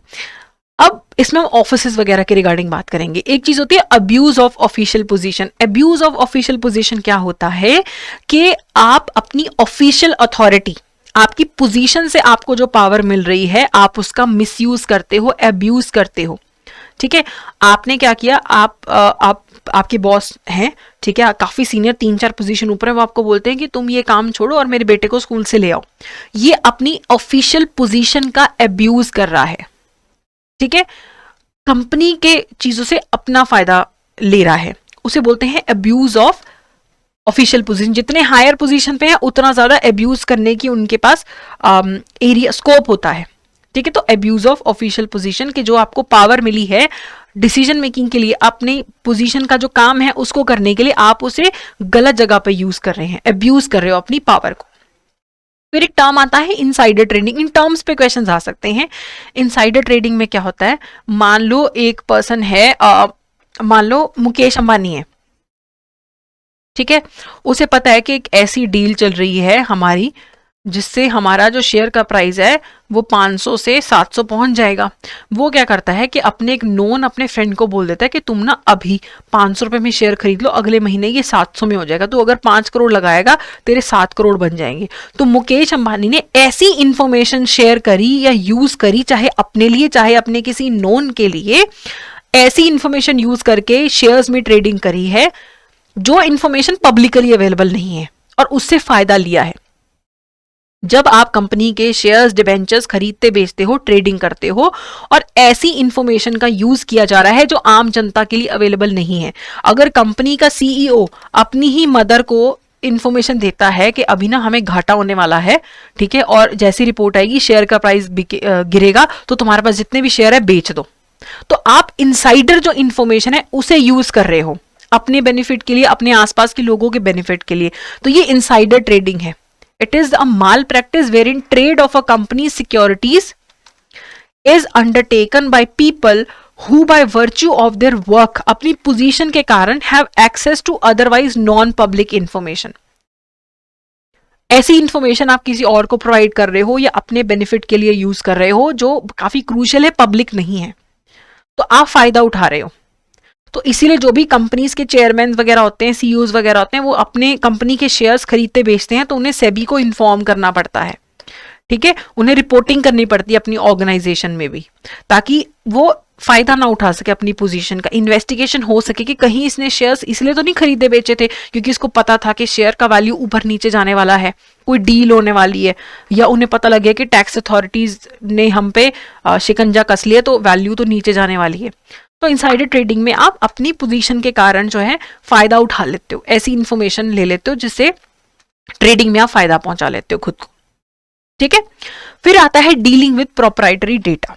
अब आप बैंक है या कोई भी और ऑर्गेनाइजेशन है, आपके पास ना बहुत सारी ऑर्गेनाइजेशन के ट्रेड सीक्रेट्स होते हैं, वो आपको उनसे डील जब भी करना है आपको बहुत ज्यादा ध्यान रखना है, कॉन्फिडेंशियलिटी मेंटेन करनी है।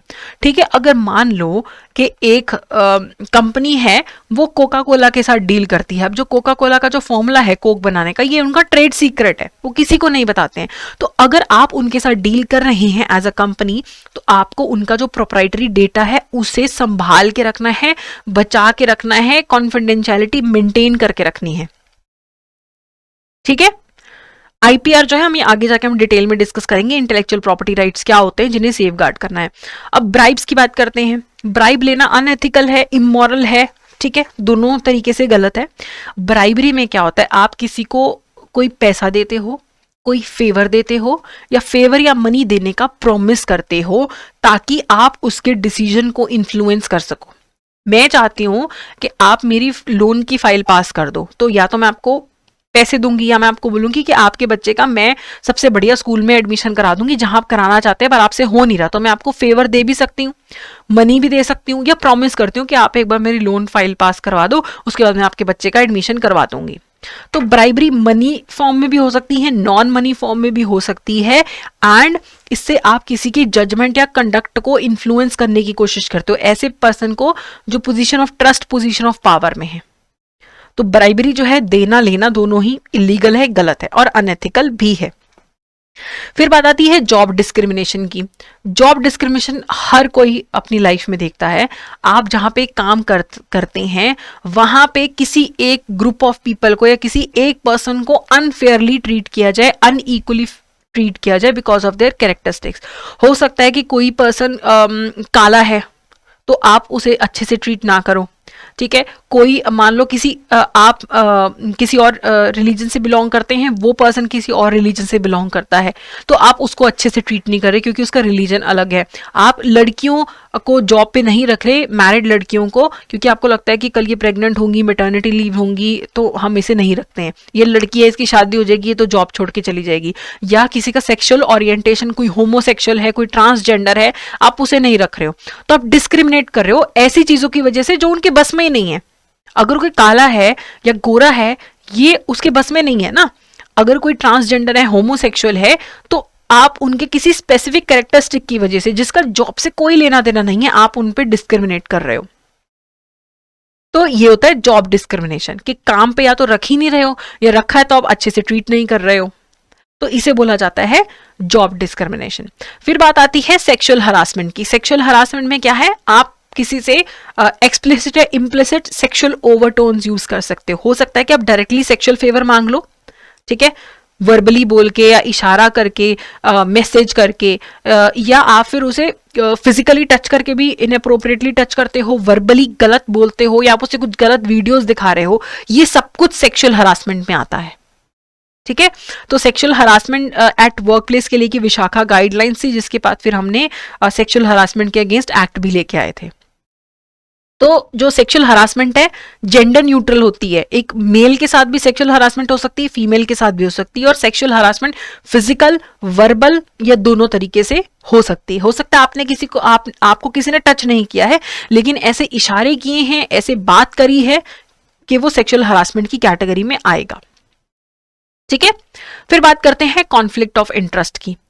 अब हो सकता है कि आपका जो पर्सनल इंटरेस्ट और प्रोफेशनल इंटरेस्ट है वो आपस में क्लैश कर रहे हैं, ठीक है।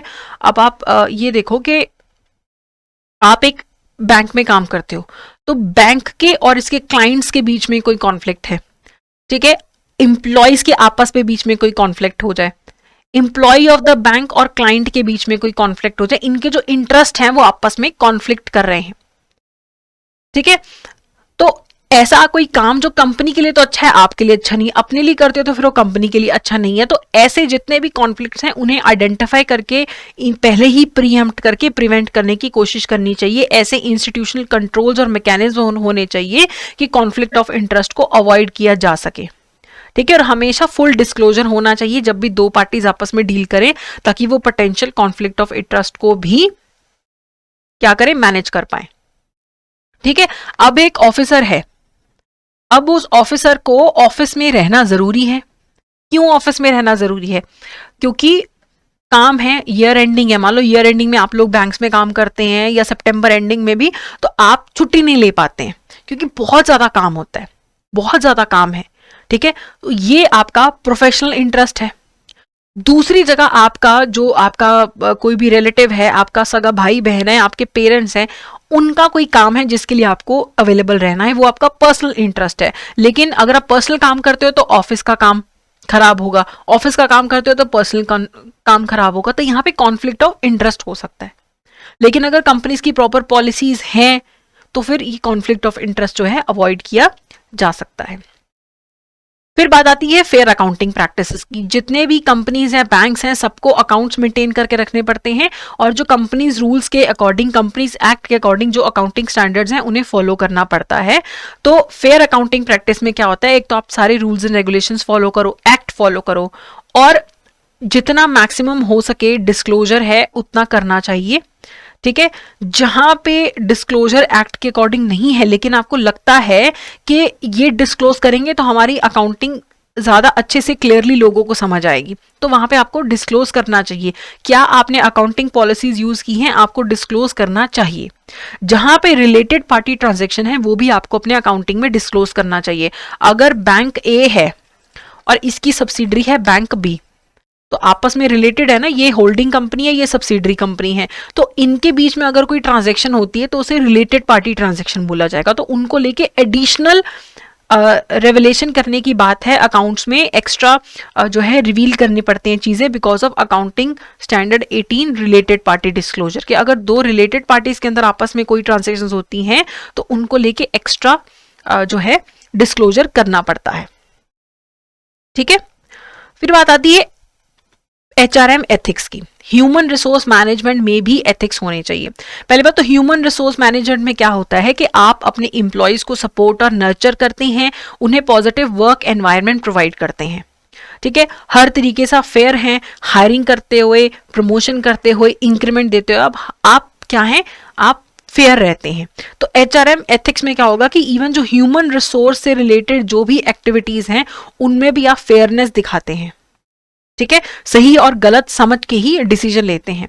ऐसा नहीं कि किसी को आपने इसलिए प्रमोट कर दिया या उसे इसलिए इंक्रीमेंट दे दिया क्योंकि वो बॉस के आगे पीछे घूमता रहता है, तो वो एथिकल नहीं है।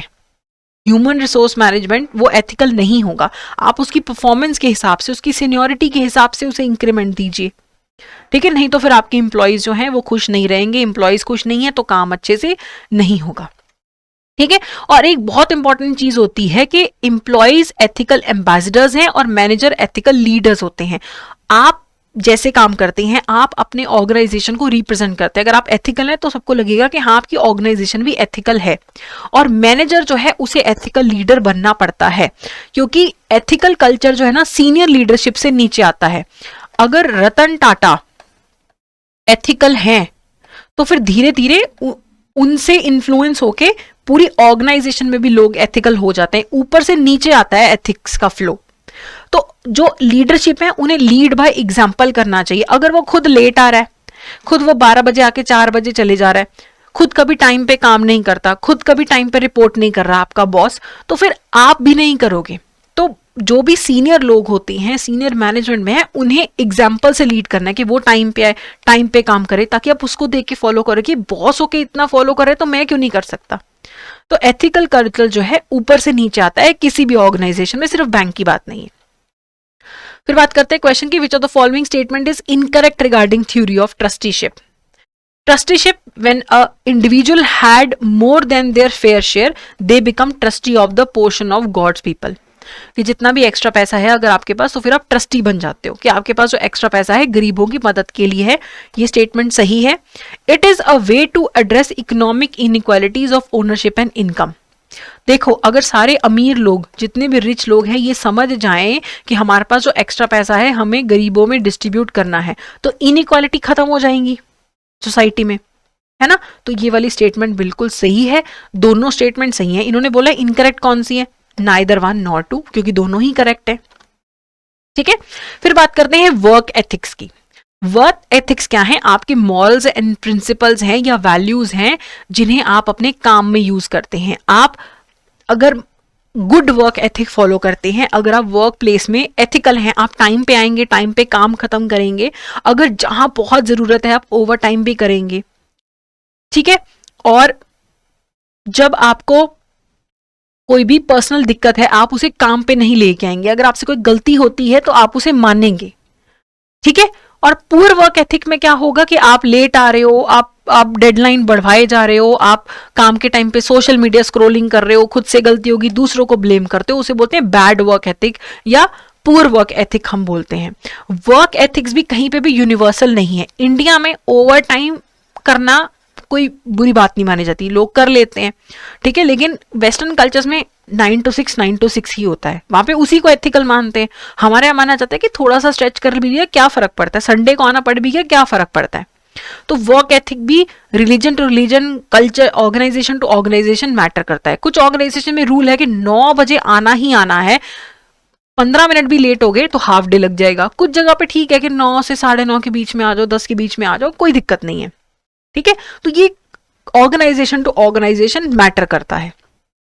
ठीक है, और वर्क एथिक्स अच्छे डेवलप करने के लिए आप लोगों को ट्रेनिंग दे सकते हो, जगह जगह पे इंटरवेंशन कर सकते हो, अच्छा वर्क एनवायरनमेंट क्रिएट करोगे तो लोग भी एथिकल होंगे काम करते हुए। ठीक है, फिर अब एक कॉन्सेप्ट आता है समथिंग बिगर देन सेल्फ। जब एक इंसान अपनी लाइफ के बारे में सोचता है, अपनी लाइफ के पर्पस के बारे में सोचता है, तो किसके बारे में पहले सोचता है, किसके बारे में बाद में सोचता है? हमेशा इंसान अपने बारे में सबसे पहले, फिर अपनी फैमिली, फिर कम्युनिटी, फिर रिलीजन, सोसाइटी, ग्लोबल कॉजेस, ऐसे सोचता है। ऐसा नहीं कि हमेशा ही ऐसा होता है, लेकिन ये जनरली ऐसा होता है। कुछ लोग अपने से पहले फैमिली को रखते हैं, ठीक है। आजकल तो कुछ लोग कम्युनिटी से पहले रिलीजन को रख रहे हैं। तो ये ऐसा नहीं कि कॉन्क्रीट है, लेकिन अगर हम नॉर्मली सोचें कि आप सबसे पहले अपने बारे में सोचते हो, फिर आप फैमिली के बारे में सोचते हो, फिर आप कम्युनिटी के बारे में सोचते हो, फिर अपने रिलीजन के बारे में उसके बाद में सोचते हो, फिर ओवरऑल सोसाइटी के बारे में बाद में सोचते हो, फिर कि प्लास्टिक नहीं यूज करना चाहिए, ये गलत है ग्लोबल कॉजेज के लिए, है ना, हमें एसी कम चलाना चाहिए, देखो ग्लोबल वार्मिंग हो रही है, अब तो अंटार्कटिका में फूल तक उगाए हैं। तो आप उसके बारे में बाद में सोचते हो। सबसे पहले self, family, community, religion, society, then global causes. Okay. फिर ethical behaviour at work place, actions that are warranted and are appreciated not just by the internal management and colleagues but even by external stakeholders can be considered as ethical behavior। workplace पे ethical behavior उसे मानेंगे जो सिर्फ आपको और आपकी management को सही नहीं लगता, इसके अलावा जो बाहर के लोग हैं वो भी इन्हें सही मानते हैं, वो एथिकल बिहेवियर होता है वर्क प्लेस पे। एथिकल बिहेवियर वर्क प्लेस पे क्या होता है? सबको अच्छे से ट्रीट करना, अपने काम के प्रति निष्ठावान रहना, सिर्फ काम की बातें करना, अपनी पर्सनल बातें कि अरे तुमने ये शर्ट कहाँ से खरीदी, तुमने ये साड़ी कहाँ से खरीदी, वो पर्सनल टॉक्स हैं, वो काम के टाइम पे मत करो। अपने को वर्कर्स को फेयरली अच्छे से ट्रीट करो।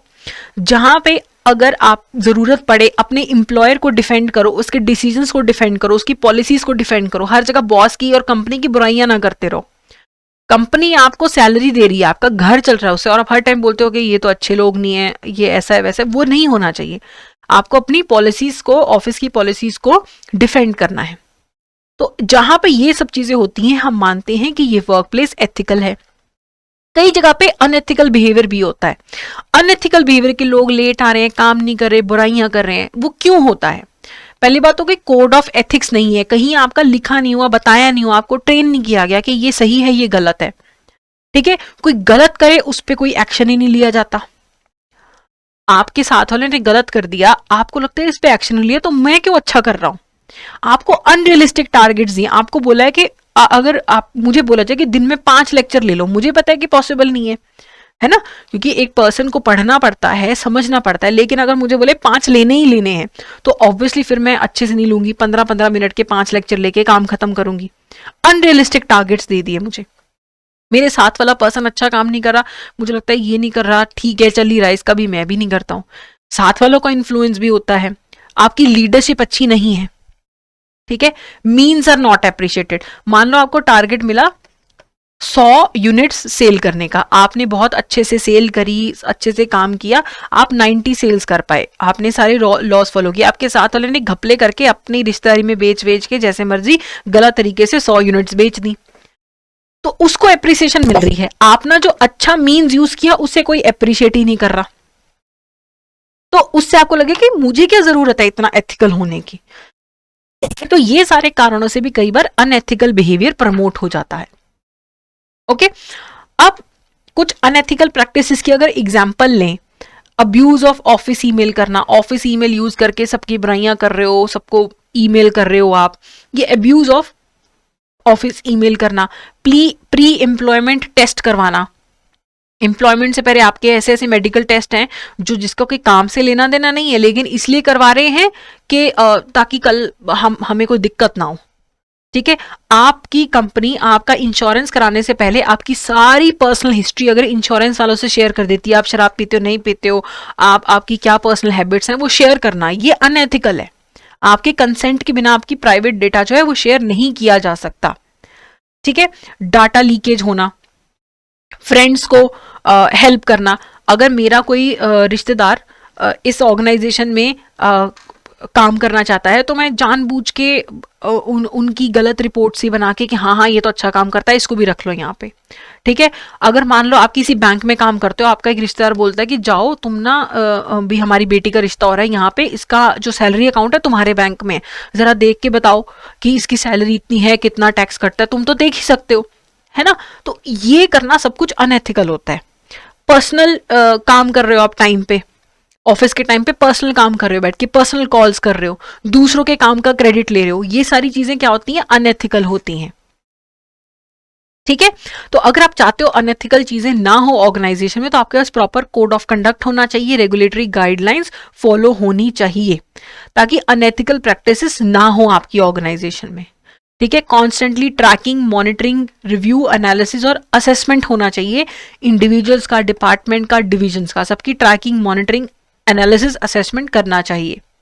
ठीक है। और ना ऐसा नहीं होना चाहिए कि मान लो एक पीएन है, वो 15 मिनट लेट आया, आप उसको भी सेम सजा दे रहे हो, और आपका एक पर्सन बिना बताए 5 दिन छुट्टी पे चला गया, दोनों को सेम सजा दे रहे हो। ऐसा नहीं होना चाहिए। ग्रेड वाइज सेग्रीगेशन होना चाहिए कि देखो गलत इसने भी किया 15 मिनट लेट आना, इसने 5 दिन लेट आना, दोनों गलत हैं, लेकिन क्या दोनों की डिग्री सेम है? तो ऐसी ग्रेड वाइज सेग्रीगेशन होना चाहिए कि इतना इस लेवल का अनएथिकल काम ये पनिशमेंट है, इस लेवल का ये काम है। अनपनिश नहीं जाना चाहिए अनएथिकल काम। ठीक है। अब जो बैंकर्स होते हैं, बैंकर्स जो हैं उनकी एथिकल कमिटमेंट बैंक के प्रति 3 स्टेजेस में डिवाइडेड होती है। जो तो नए लोग होते हैं, ठीक है, वो अभी जिनको अभी 4, 5, 7 साल हुए हैं बैंक में काम करते हुए, लगभग इनिशियल ईयर्स होते हैं, वो अपने इनिशियल स्टेज में होते हैं। उन्हें अब काफ़ी बातें समझ नहीं आ रही होती हैं, उन्हें बहुत चीज़ें गलत लग रही होती हैं। शुरू शुरू में तो पहले 2-4 दिन तो सब अच्छा लगता है, लेकिन उन्हें फिर एथिकली गाइड कौन कर सकता है? उन्हें मिडल मैनेजमेंट के लोग गाइड कर सकते हैं। नए लोग जो हैं वो मिडिल वालों से डायरेक्ट कांटेक्ट में रहते हैं। अब आप कंपनी का सीईओ तो आके नहीं बात करता ना, लेकिन मिडिल मैनेजमेंट के लोग आपसे आके बात कर सकते हैं, आपको गाइड कर सकते हैं, क्योंकि उन्हें आपसे ज्यादा एक्सपीरियंस है काम करने का।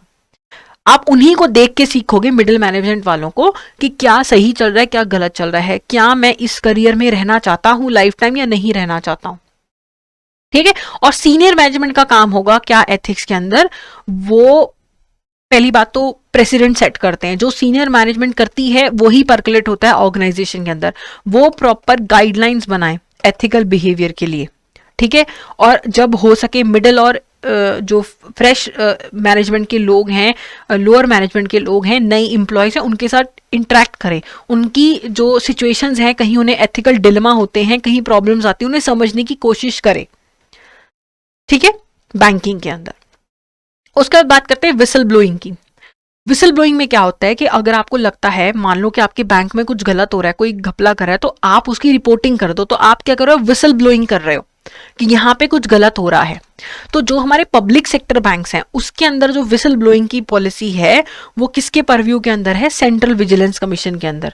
तो whistle blower policy for public sector banks and RBI was brought under the purview of central vigilance commission. तो सेंट्रल विजिलेंस कमीशन तो है विसल ब्लोइंग पॉलिसी के लिए, कि अगर कोई कंप्लेंट आती है कि इस बैंक में गलत हो रहा है, तो सेंट्रल विजिलेंस कमीशन संभाल लेगा। लेकिन प्राइवेट सेक्टर, फॉरेन सेक्टर के बैंक्स के लिए क्या है? आरबीआई की प्रोटेक्टेड डिस्क्लोजर स्कीम है। ठीक है। तो इसमें भी विसल ब्लोइंग को लेके पॉलिसीज है। अगर कोई करप्शन की, misuse of office, criminal offence, fraud, actually या सस्पेक्टेड फ्रॉड, या पता लगता है कि रेगुलेशंस कोई फॉलो नहीं कर रहा है, तो वो सारी चीजें इस स्कीम के अंडर कवर होती हैं, जिससे कि डिपॉजिटर्स को नुकसान हो सकता है, इन सब चीज़ों से रेपुटेशन का लॉस हो सकता है। उसकी कोई भी कंप्लेंट्स आती हैं प्राइवेट या फॉरेन बैंक्स में, तो प्रोटेक्टेड डिस्क्लोजर स्कीम के तहत कंप्लेंट किया जा सकता है, विसल ब्लोइंग की जा सकती है। एम्प्लॉय बैंक का कोई, आपको लगता है आपके बैंक में कुछ गलत हो रहा है, आप कंप्लेंट कर सकते हो। कोई कस्टमर, कोई स्टेक होल्डर, कोई एनजीओ, कोई पब्लिक का मेंबर जो है, प्रोटेक्टेड डिस्क्लोजर स्कीम के तहत कंप्लेंट कर सकता है। एनोनिमस कंप्लेंट जो है, जिसमें बिना नाम के बेनामी कंप्लेंट जो है, उन्हें इसके अंडर एंटरटेन नहीं किया जाता। ऑल्दो आपकी जो पहचान होगी उसे गुप्त रखा जाएगा, लेकिन जब आप आरबीआई को ये प्रोटेक्टेड डिस्क्लोजर स्कीम के अंदर आप एप्लीकेशन भेजते हो या सीवीसी को कंप्लेंट आती है, तो वहां एनोनिमस कंप्लेंट्स को एंटरटेन नहीं किया जाता है। तो जो प्रोटेक्टेड डिस्क्लोजर स्कीम है प्राइवेट और फॉरेन बैंक्स के लिए, उसमें नोडल एजेंसी है आरबीआई। ठीक है। तो कंप्लेनेंट की आइडेंटिटी को सीक्रेट रखा जाता है, लेकिन अगर ये पता लगे कि कंप्लेंट तो फर्जी थी, जानबूझ के परेशान करने के लिए कंप्लेंट की थी, उसमें फिर एक्शन इनिशिएट किया जाता है, फिर उसकी आइडेंटिटी को जो है छुपा के नहीं रखा जाता है।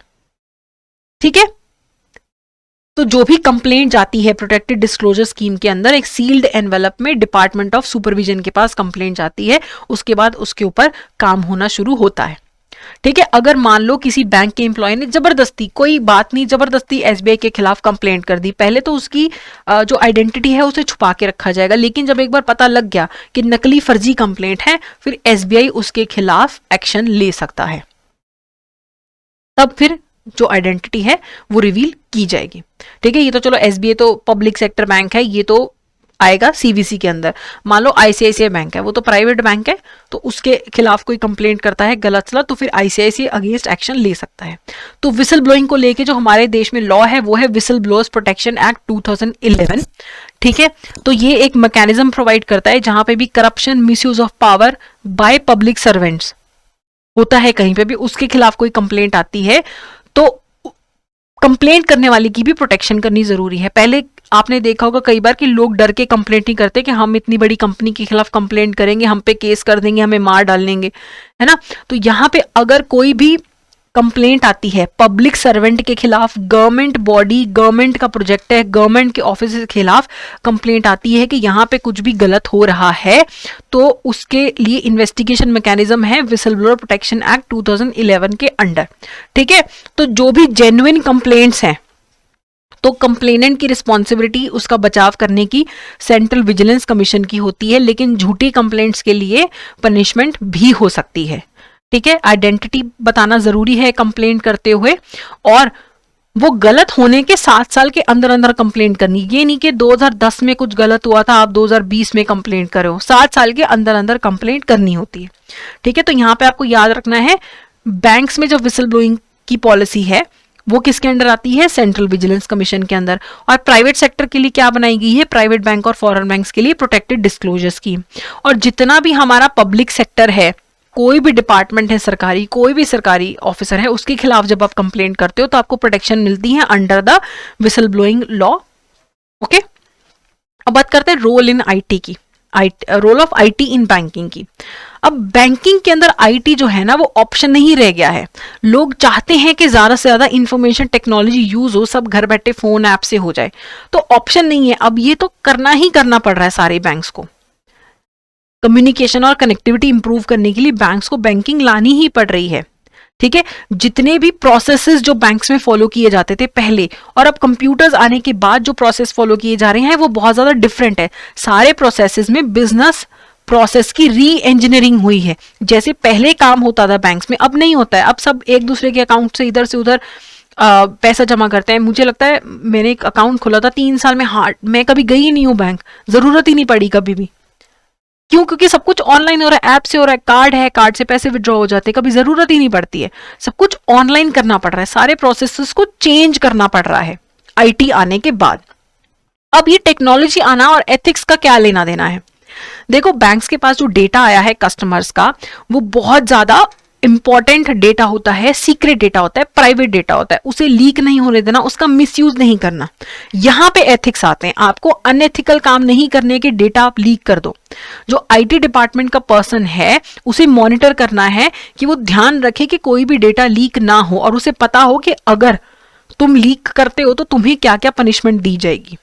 उन्हें रेगुलरली ट्रेन करो, आईटी डिपार्टमेंट वालों को, ऑफिस वालों को, एम्प्लॉइज को ट्रेन करो कि कैसे डाटा लीक नहीं होना चाहिए। अगर आप कोई डाटा शेयर करते हो तो वो अनएथिकल है और आपको गिल्टी माना जाएगा। ठीक है, अब तो फिनटेक वगैरह काफी ज्यादा यूज होता है। फिनटेक मैं आपको बता चुकी हूं कि फाइनेंशियल सर्विसेज प्रोवाइड करने के लिए आप टेक्नोलॉजी यूज करते हो। रेगुलेटरी कंप्लायंस फॉलो करने के लिए जब आप टेक्नोलॉजी यूज करते हो उसे रेगटेक बोलते हैं। तो टेक्नोलॉजी तो हर जगह घुस चुकी है, बैंक्स में, ऑर्गेनाइजेशन में, इसलिए डेटा को सेव करना बहुत ज्यादा जरूरी है। ठीक है, आरबीआई ने बैंक्स के लिए enabling framework for regulatory sandbox भी बनाया है। ठीक है, ये एक तरीके का रेगुलेटरी प्रोग्राम है जहां पे मान लो कोई भी बैंक है, उसे कोई नया प्रोडक्ट, सर्विस, कुछ भी टेस्ट करना है, तो वो एक लाइव एनवायरनमेंट में उसको टेस्ट कर सकता है। तो उसे बोलते हैं सैंडबॉक्स बनाना। सैंडबॉक्स में क्या होता है, अगर एक बैंक एक नया फाइनेंशियल प्रोडक्ट लॉन्च कर रहा है तो वो एक सैंड बॉक्स के अंदर उसको टेस्ट करेगा। एक लाइव एनवायरनमेंट होगी जहां पे वो सब कुछ टेस्ट करेगा, उसके लिए भी प्रॉपर पॉलिसीज हैं। तो टेक्नोलॉजी आने से एथिक्स भी बैंक के अंदर और उसका रोल बढ़ गया है, क्योंकि आपके पास इतना डाटा है जो बहुत इंपॉर्टेंट है, जो बिल्कुल किसी भी हालत में लीक नहीं होना चाहिए। ठीक है, और आपको सबको एथिकली काम करना है। तो जो भी डाटा है बैंक्स के पास, उसको लेके आरबीआई की गाइडलाइंस है कि डाटा को प्रोटेक्टेड रखना है। ठीक है, आपको बताना है कि आप डाटा सिक्योरली कैसे मैनेज कर रहे हो, सिक्योरली डाटा मैनेज करो। ठीक है, डाटा प्रोटेक्शन को लेके विद इन एंड आउटसाइड जो है दोनों तरीके से डाटा सेफ रहना चाहिए। आप डाटा जो डिस्पोज करते हो, बैंक्स के पास बहुत सारा डेटा है जो काम का नहीं है, उसे डिस्पोज करना है, इलेक्ट्रॉनिकली कैसे डिस्पोज करना है, पेपर बेस्ड मीडिया को कैसे डिस्पोज करना है, उसको लेके भी प्रॉपर प्रोसीजर्स होने चाहिए। जब आप किसी के साथ डाटा शेयर करते हो, किसी दूसरे बैंक के साथ, किसी और पार्टी के साथ, तब उसे कैसे इनक्रिप्टेड रखना है, कैसे उसको लीक से बचाना है। ठीक है, तो आप बहुत सारे चीजें यूज करते हो ऑफिस में, ईमेल, प्रिंटिंग, बहुत सब चीजें करते हो, तो सब चीजों में जो डेटा है वो प्रोटेक्टेड रहना चाहिए। डाटा सिक्योरिटी एंड प्राइवेसी बहुत ज्यादा इंपॉर्टेंट है। ठीक है, तो आरबीआई पॉलिसी आपको बताती है कि आपको कैसे प्रोसीजर्स बनाने हैं और सारा जो डेटा है उसकी इंटेग्रिटी को मेंटेन करना है। ठीक है, एक कमेटी बैठी थी डाटा प्रोटेक्शन लॉज लाने के लिए, ठीक है, BN कृष्णन की। तो उन्होंने बोला था कि सबसे पहले जब भी डाटा को प्रोटेक्शन के लिए लॉज बनाने हैं, आपको इतना सारा डेटा है बैंक्स के पास, ऑर्गेनाइजेशंस के पास, उसको लेके जब आपने लॉज बनाने हैं तो टेक्नोलॉजी एग्नोस्टिसिज्म होना चाहिए उन लॉज में। टेक्नोलॉजी एग्नोस्टिसिज्म होने से क्या होगा, लॉ आज आया है, ठीक है, डाटा प्रोटेक्शन को लेके, कल नई टेक्नोलॉजी आ गई, तो आपका लॉ इतना रिजिड नहीं होना चाहिए कि नई टेक्नोलॉजी तो रोज आती जाती है, तो उस टेक्नोलॉजी को समाहित ना कर पाए, बीच में अपने बीच में समाहित ना कर पाए। ऐसा ना हो कि आपने इतनी रिजिड लॉ बना दी कि ठीक है आज के टेक्नोलॉजी के हिसाब से तो सही है, कल कुछ नया आया तो हमारे लॉस तो वैलिड ही नहीं रहेंगे। तो टेक्नोलॉजी एग्नोस्टिसिज्म होना चाहिए कि लॉ इतने फ्लेक्सिबल हों कि कुछ नए टेक्नोलॉजी आए, कुछ भी आए, तो आपको नए नए लॉज बनाने की जरूरत ना पड़े। और डाटा मिनिमाइजेशन बहुत जरूरी है। कंपनीज, बैंक्स उतना ही डेटा कस्टमर का मांगे और सेव करे जितना कंपल्सरी है। एक्स्ट्रा डेटा नहीं होना चाहिए। गूगल जैसे सारा डेटा कस्टमर्स का अपने पास ना रखो, डाटा मिनिमाइजेशन होना चाहिए। ठीक है, और जो भी आपका कस्टमर है उसका इन्फॉर्म्ड कंसेंट लो कि तुम्हारा ये डेटा हमारे पास है, हम इन इन कामों के लिए यूज करेंगे इसको। और जो भी डाटा कंट्रोलर है उसकी अकाउंटेबिलिटी होनी चाहिए। कल डाटा लीक होता है, कोई प्रॉब्लम होती है तो अकाउंटेबिलिटी इस्टेब्लिश्ड होनी चाहिए। अगर कुछ गलत होता है तो उसके लिए पेनल्टीज भी होनी चाहिए। ठीक है, और ये जो डाटा प्रोटेक्शन फ्रेमवर्क है इसका एनफोर्समेंट कोई स्टैट्यूटरी अथॉरिटी करे। तो डाटा को लेके काफी ज्यादा लॉज वगैरह आ रहे हैं। हम ये चीज शायद अभी नहीं समझ पा रहे, लेकिन हम हर चीज, अगर आप अपना गूगल ओपन करते हैं और आप अपनी वहां से इंफॉर्मेशन निकलवाते हैं, आप कब कितने बजे कहाँ पहुंचे थे, किस लैंडमार्क पे पहुंचे थे, आपने क्या ऑर्डर किया, आपने कितने पैसे खर्च करे, सब कुछ, क्या कॉल्स करी, क्या टेक्स्ट, सब कुछ डेटा आजकल कंपनीज के पास है जो कि यूज किया जा सकता है आपके खिलाफ। तो डाटा उतना ही कंपनीज और बैंक्स अपने पास रखें जितना जरूरी है। एक्स्ट्रा बिना कंसेंट के डेटा ना रखें। अब एक क्वेश्चन देखते हैं। If a house stands in the way of a highway being built, a dash perspective में argue that the house should be bulldozed. ये कौन सा पर्सपेक्टिव है? यूटिलिटेरियन, हेडोनिज्म, लिबरलिज्म या अनएथिकल पर्सपेक्टिव है कि अगर हाईवे बनाते हुए बीच में कोई घर आ जाता है तो उसको तोड़ देना चाहिए। तो ये कहां बोला जाता है? यूटिलिटेरियनिज्म में। यूटिलिटेरियनिज्म में क्या होगा कि एक का घर टूटने से लाखों का फायदा हो रहा है, तो होने दो। तो ए इज द करेक्ट आंसर। फिर बात करते हैं intellectual patents and property rights की। इंटेलेक्चुअल प्रॉपर्टी का क्या मतलब होता है? आप एक एसेट क्रिएट करते हो, आप एज एन इंडिविजुअल या कोई भी कोई एसेट क्रिएट करता है जो उसकी क्रिएटिविटी या इनोवेशन से बनी है। ठीक है, तो अगर आपने कुछ क्रिएट किया है तो आपको उसको यूज करने का हक होना चाहिए। अगर आपने कोई बुक लिखी है तो उस बुक आपकी क्रिएटिविटी से बनी है, तो उस बुक पे आपका इंटेलेक्चुअल प्रॉपर्टी राइट है। अगर आप कोई म्यूजिक क्रिएट करते हैं, उसे कोई और धुन को ना इस्तेमाल करे, तो आपको उसे प्रोटेक्ट करना पड़ता है। इंटेलेक्चुअल प्रॉपर्टी है ये आपकी। आप कोई बुक बनाते हैं, कोई मेडिसिन, कोई नई मशीन बनाते हैं, वो आपकी इंटेलेक्चुअल प्रॉपर्टी है, आपके दिमाग से उपजी है, वो चीज आपने बनाई है। तो ऐसी इंटेलेक्चुअल प्रॉपर्टी को लेकर राइट्स होते हैं कि कोई आपके कंसेंट के बिना उसे यूज नहीं कर सकता है।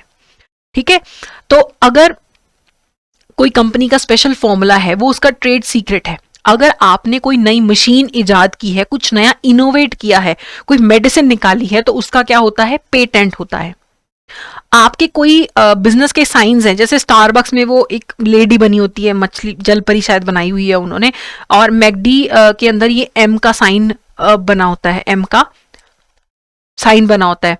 ठीक है, तो ये जो इनके ट्रेडमार्क्स होते हैं इन्हें भी प्रोटेक्टेड रखा जाता है कि कोई और इन्हें यूज नहीं कर सकता। अगर आप कोई बुक लिख रहे हैं उस पे आपका कॉपीराइट है कि कोई उसे कॉपी नहीं कर सकता। ये सारे आपके क्या होते हैं, इंटेलेक्चुअल प्रॉपर्टी होती है, कोई आपकी परमिशन के बिना उन्हें एक्सेस नहीं कर सकता है। ठीक है, तो बहुत सारी ऐसी इंफॉर्मेशन है जो आप जब डे टू डे आप बिजनेस करते हैं, बैंकिंग करते हैं, तो बहुत सारा क्रूशियल डेटा, इंटेलेक्चुअल प्रॉपर्टी भी आपके पास आती है जिसे आपको सेफगार्ड रखना है, कहीं पे भी शेयर नहीं करना है। ठीक है, तो अगर आपके जो प्रोफेशनल्स हैं आईटी डेस्क वाले, अगर वो कोई भी फेलियर करते हैं जिससे सेंसिटिव इंफॉर्मेशन लीक हो जाती है, तो उससे बैंक को, बैंक की रेपुटेशन को नुकसान होता है, बहुत लीगल बैटल्स चल पड़ते हैं। तो इसलिए आईटी पे डेस्क पे बैठा हुआ बंदे का काम भी बहुत ज्यादा इंपॉर्टेंट है, इसलिए उनकी ट्रेनिंग, ओरिएंटेशन, रिफ्रेशर कोर्स सारे इंप्लॉइज का होना बहुत ज्यादा जरूरी है। इंप्लॉइज को पता होना चाहिए कि पैटर्न ऑफ अटैक्स क्या है, कैसे हम अपनी एसेट्स को सेफगार्ड कर सकते हैं। ठीक है, अब एक क्वेश्चन देखते हैं। The famous golden arches of McD's in the shape of the letter M can be used can not be used by any other organization as McD has a trademark, patent, copyright या फिर intellectual property right. McD का उस पर trademark है। जब आपके business को लेके कोई साइंस है, कोई मार्क्स हैं, वो क्या है, ट्रेडमार्क होते हैं। अब कोई नई मशीन इजाद करो, वो पेटेंट होगा। आपने कोई धुन बनाई, कुछ क्रिएटिवली बनाया, वो आपका कॉपीराइट होता है। और ये सब इंटेलेक्चुअल प्रॉपर्टी के टाइप्स होते हैं आगे। अब एक क्वेश्चन है, dash is an act of parliament of India which provides a mechanism to investigate alleged corruption and misuse of power by public servants and also protect anyone who exposes alleged wrong doing in the government bodies, projects and offices. तो अगर आपको किसी के खिलाफ complaint करनी है corruption की, misuse of power की, तो ये बात याद रखना, पब्लिक सर्वेंट्स की बात हो रही है। प्राइवेट कंपनी में किसी के खिलाफ कंप्लेंट करनी है ना, वो नहीं आता विसल ब्लोअर प्रोटेक्शन एक्ट के अंदर। तो विसल ब्लोअर प्रोटेक्शन एक्ट जो है वो मैकेनिज्म प्रोवाइड करता है कि अगर आप किसी के खिलाफ करप्शन, मिसयूज ऑफ पावर वगैरह की कंप्लेंट करते हो तो कंप्लेंट भी देखी जाएगी और आपको प्रोटेक्शन भी मिलेगी। लेकिन एक कंप्लेंट जो है आप गवर्नमेंट बॉडीज के खिलाफ कर सकते हो, पब्लिक सर्वेंट्स के खिलाफ कर सकते हो, प्राइवेट इंडिविजुअल्स के खिलाफ इसमें नहीं होती है। अगला क्वेश्चन है, which of the following is an indicator of an ethical work place. Ethical work place है, कैसे पता लगता है? सब एक दूसरे को रिस्पेक्टफुली ट्रीट करते हैं, यस। हाई सैलरीज कभी भी एथिकल वर्क प्लेस का साइन नहीं है। Fair and appropriate treatment given to को एम्प्लॉइज, ये भी सही है, तो ए एंड सी है। जितना आप काम कर रहे हैं प्रोपोर्शनेट आपको अच्छी सैलरी मिल रही है, वो एथिकल वर्क प्लेस है। लेकिन ज्यादा पैसे देके आपके साथ कोई अन्याय करे, वो एथिकल नहीं होता है। Which of the following can be the cause of unethical behaviour at work place. अगर एक वर्क प्लेस पे अनएथिकल बिहेवियर हो रहा है, उसके क्या कारण हो सकते हैं? Non availability of code of ethics manual, code of ethics नहीं है आपके ऑफिस में, सही। Lack of action against wrong doing, अगर कोई गलत करता है उसके खिलाफ एक्शन नहीं लिया जा रहा तो अनएथिकल काम करने का आपका ही मन करेगा, है ना। रियलिस्टिक टारगेट्स, गलत है, रियलिस्टिक टारगेट नहीं, अगर अनरियलिस्टिक टारगेट्स होते हैं तब अनएथिकल बिहेवियर प्रमोट होता है। इन्फ्लुएंस ऑफ को एम्प्लॉइज, आपके साथ के एम्प्लॉइज का इन्फ्लुएंस है आप पे, तो आप भी गलत करने लगे। तो 1, 2 एंड 4 इसके अंदर करेक्ट आंसर है। अगला है homework question. Protected disclosure scheme जो है प्राइवेट सेक्टर और फॉरेन बैंक्स के लिए, वो कौन सी कंप्लेंट्स कवर करती हैं? Corruption, misuse, criminal offence, suspected, fraud. ये याद रखना, सस्पेक्टेड है फ्रॉड, असल में नहीं हो तो भी वो कवर होगा। ठीक है, तो अब आप इसका मुझे आंसर जो है प्रॉपर देंगे, ये याद रखना, सस्पेक्टेड वाला वर्ड। ठीक है, अगला है, which of the following are example of ethical behaviour at work place. इसमें से कौन सा एथिकल बिहेवियर का एग्जाम्पल है? ठीक है, तो इन दोनों का आंसर आप मुझे कमेंट सेक्शन में देंगे। तो आज यहाँ पे हमारी 25 लेक्चर की सीरीज खत्म होती है एंड होप ये आपको एग्जाम में हेल्प करेगा and you will be able to cross the 50 और इवन 60 मार्क बैरियर। ठीक है, so that's it for today, thank you so much.